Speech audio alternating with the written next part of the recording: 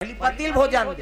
एको कनी खाए पिए बेरम निकल जाही नहीं। हाँ तो वहाँ गली निकल जाते कई जन मुड़ाल के हट खातरा कमा हमारा भैया खाज के जवान घुमाता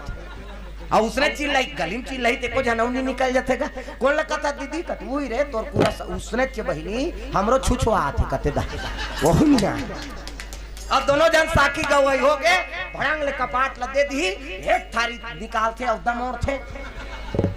डोकरी झांकरी मन का थे बाबू आ गया तो बाबू देखत रहो हमन मारत रहन कमाए थमाते हैं आही और खही